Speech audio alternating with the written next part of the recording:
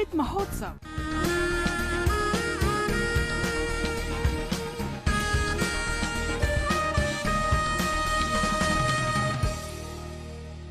आजादी का सफर आकाशवाणी के संग। भारत का शानदार स्वाधीनता संघर्ष आधुनिक विश्व के महानतम संघर्षों में से एक है। आकाशवाणी से हम आपके लिए प्रतिदिन ला रहे हैं इस शानदार संघर्ष की झलक।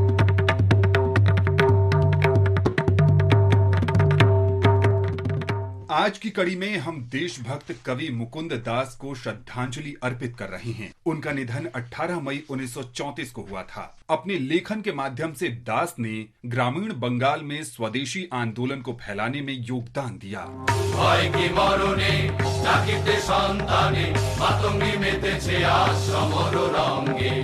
मुकुंद दास का जन्म 22 फरवरी 1878 को मुंशीगंज जिले में हुआ था, जो बांग्लादेश में है। जब वे 7 वर्ष के थे तो उनका परिवार बारिसाल चला गया, जहां वे स्थायी रूप से बस गए। दास अपने पिता से वैष्णव भजन सुनते हुए बड़े हुए और स्वयं भी भजन लिखने और गाने लगे। वे बंगाली शिक्षाविद और देशभक्त अश्विनी कुमार दत्त के कारण राष्ट्रवादी आंदोलन में शामिल हुए।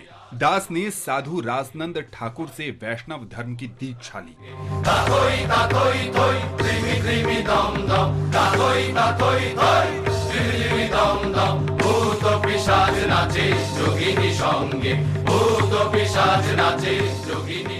अश्विनी कुमार दास ने 1905 में बंगाल के विभाजन के विरोध में बारिसाल टाउन हॉल में प्रेरक भाषण दिया। दत्त चाहते थे कि नेताओं के संदेश नाटकों के माध्यम से गांवों तक पहुंचाए जाएं। मुकुंद दास अश्विनी कुमार दास के भाषण से अत्यधिक प्रभावित हुए। उन्होंने महान देशभक्त की इच्छा पूरी करने का इरादा किया। 3 महीने में ही उन्होंने मातृपूजा नाटक की रचना कर ली। इस नाटक का मुख्य विषय देशभक्ति और स्वाधीनता आंदोलन था।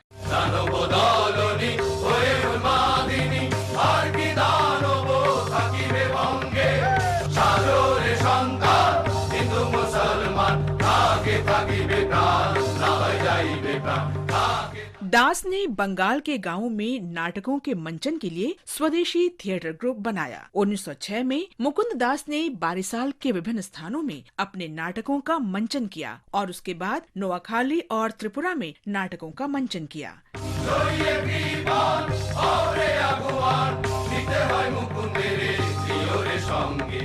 2 वर्ष तक सफलता पूर्वक संचालन के दौरान मातृपूजा ने बंगाल के लोगों के दिलों में देशभक्ति की भावना का संचार किया।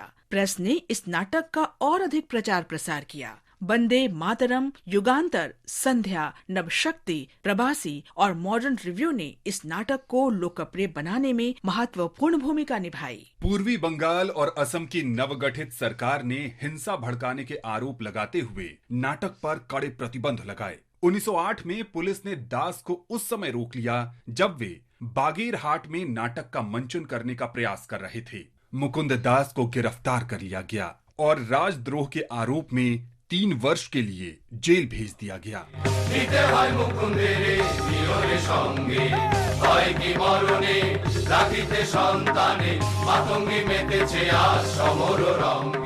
मुकुंद दास भी असहयोग आंदोलन में शामिल हो गए। जब आंदोलन वापस ले लिया गया तो मुकुंद दास कोलकाता में बस गए। सरकार ने मातृपूजा पर प्रतिबंध लगा रखा था, इसलिए दास ने प्रतिबंध से बचने के लिए सामाजिक नाटक लिखने शुरू किए। 1932 में सरकार ने उनके सभी नाटकों पर प्रतिबंध लगा दिया। प्रतिबंध के बाद दास केवल गायन तक सीमित रह गए। वे अपनी नाटक मंडली के साथ केवल संगीत शो करने लगे।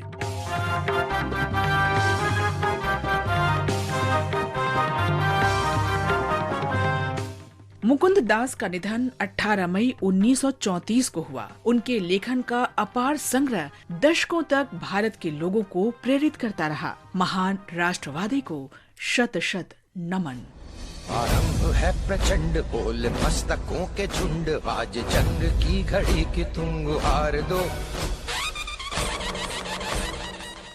आज हम शहीद गोरमीन खान को भी स्मरण कर रहे हैं। उन्होंने 1857 में भारत के प्रथम स्वतंत्रता संग्राम में भाग लिया था।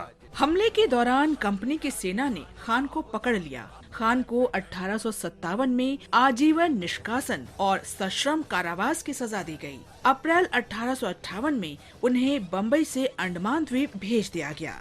जेल से भागने के प्रयास में अंग्रेजों ने उन्हें पकड़ लिया और 18 मई 1858 को फांसी दे दी। शहीद गोरमिन खान को नमन।